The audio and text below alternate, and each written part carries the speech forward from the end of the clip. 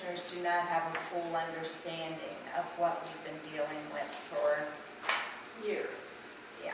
Yeah. And that's why I printed off several of the meeting minutes from past years to show that this is going on and on and Right, on right. and on. It's, nothing gets resolved. Nothing's been resolved. It kind of factors out the warden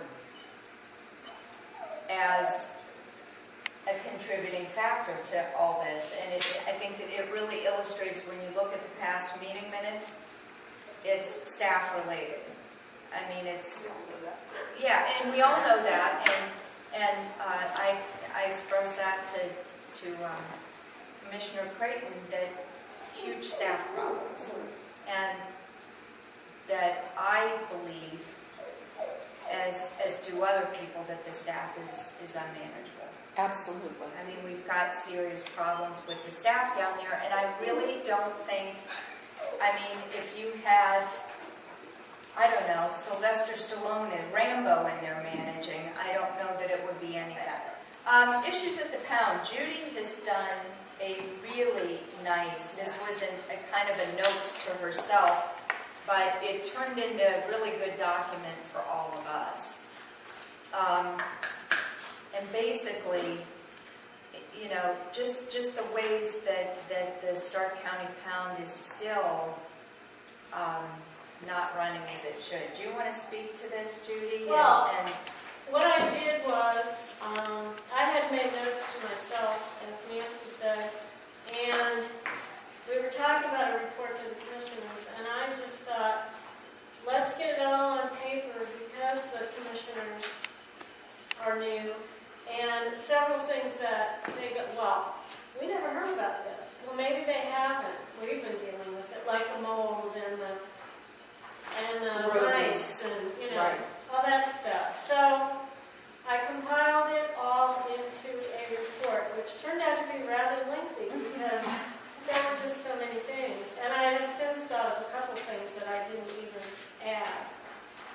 But I think if we can turn this into the commissioners, it's pretty much a report of all the things that the warden has promised to make changes on that have, and she hasn't. None of them have been included with a statement that says that sufficient time has passed for her to get a feeling for her position and what's going on at the pound. And we don't see any evidence of progress being made or going to be made.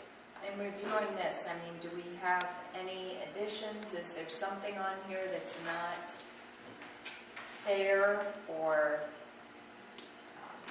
accurate, or? I like to read it a little more thoroughly and maybe Very well. swing it in. Yeah, she did a great job At all. doing that. The parvo, it has been horrible. Cages aren't being properly cleaned between dogs leaving and dogs coming in. And Judy, I'm glad you documented, you know, specific date and time frame too.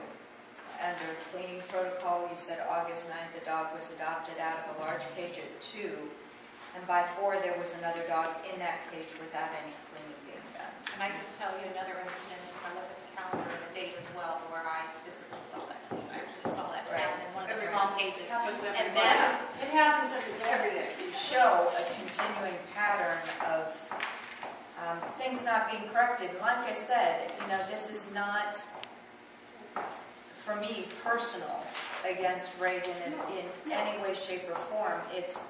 There's a problem here where staff is not or cannot be managed. But anyway, there are minutes here from June 18th, 2009, December 17th, 2009, July 15th, 2010, kind You of have every... extra. Yeah, I do. Okay. I have that. Thank you. And really, you know, once again, improper use of the catch pole on dogs, being put in cages by pound employees. I requested the darting log, and also on the security DVD, you know, that I viewed, one deputy in particular was using the catch pole on dogs that clearly did not warrant use of the catch pole. Tail was wagging, they were coming along compliantly. In fact, he even used the catch pole and then proceeded to scan one of the dog's neck and shoulder area. Now, if you're getting that close with the scanner to look for a microchip, and I guess I can say, well, kudos for looking for the microchip, but if you're that close, then you don't need to be using a catch pole. Dirty water in bowls, and lack of customer service and courtesy. So that was June 2000 down to July 15th of last year. Once again, we had documentation, and Commissioner Ferguson stating that we had documentation regarding another deputy in violation of a number of policies, plus cruelty. Nothing was ever done there either. Was that the DPW? He said he didn't see that. Correct. Yeah. Another one, customer service. Vets donating time to the pound. That was never followed up on.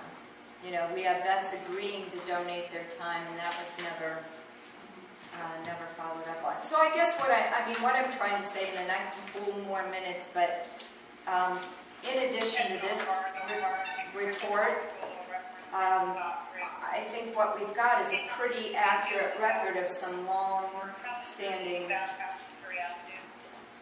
inadequacies that no matter who's in the management position, it's just not taking care of. There's job descriptions, I would assume, for all of Yes. these. Yes. Yeah, I have it right here. And they should be following those job descriptions and doing their jobs. And held accountable for. Right, for what exactly. That's And if what you're not happened. doing it, They're not being held accountable. right. On That's Tuesday, correct. Gary Tate refused to come into the kennel and hose out the bottoms of the wire pens. When, who was it? Oh, Karen and I had taken out small dogs and we were ready to bring them in, and there was feces in the bottom of the cages. And Karen went in and asked Vince for somebody to come and hose them out because we're not supposed to do that. And Vince said, Gary won't do it. You go ahead and do it. Gary refuses to do it. And he sat in the office all A day. paid employee refused, He and a refused. volunteer was asked to perform the Absolutely. duties. And that- also, after that, a bunch of dogs came in from Massillon, and we had no room. And one of them was supposedly a bite hold, and it was vicious. And they had to shuffle dogs. And Vince asked Karen to help him do that, while Gary sat down. She's almost here. Did any of the commissioners respond to that email that you sent? No. I know they were not happy with the blog post interview, and they weren't happy either that the health department was called regarding the mouse problem. And I'm the one who did it. So I told Commissioner Creighton that I was the one who called and filed the complaint, simply because we have families coming into that volunteer room where there's such a huge problem. They're coming in there to interact with the dog that they're considering adopting. The kids are getting on the floor, and it just drives me nuts that there is this ongoing mouse issue, and of course the black mold that the health department noticed when they were there. I had said something about that and had photos of a year ago, and even to purchase some mold cleaner, mold killer to help with that, and I don't, to my knowledge, it doesn't look like it's been used. You know, we decided on a name change, but you know, until something changes for the better, I mean, like I said, that's like arranging deck chairs on the Titanic. I mean, it's just, it's window dressing. So, well, yeah, exactly. I mean, honestly, a good bleaching would do, you know, the pound more good than painting. According to the procedures and policy that it's really and truly the county's responsibility to make that change. I mean, financially, it's there, it's up to them, but it's. They won't do it. Well, it's, yeah. Well, it's not just that, I mean, disease is being spread That's too, right. and it's not good for the employees either, or the volunteers. Every dog that we have fostered, the volunteers, has been sick, and it's cost us $200, $300, $400 just to get them well. All the large dogs have been coughing. I can't think of any exceptions, seriously. If they've been there a week, they're coughing. So that's embarrassing too, as a volunteer to say, pound and adopt a dog, you know? They're sick and it's gonna cost you a couple $100 as Yeah. soon as you For walk out the cheap door. dog. Yeah. And I also requested the darting log for the last 6 months, and clearly somebody's pretty darn happy. Now, whether or not that's justified every time, it's just really weighted toward Phil using that dart a lot more than Gary or Jesse or Kevin, and it's pretty obvious if you look at it.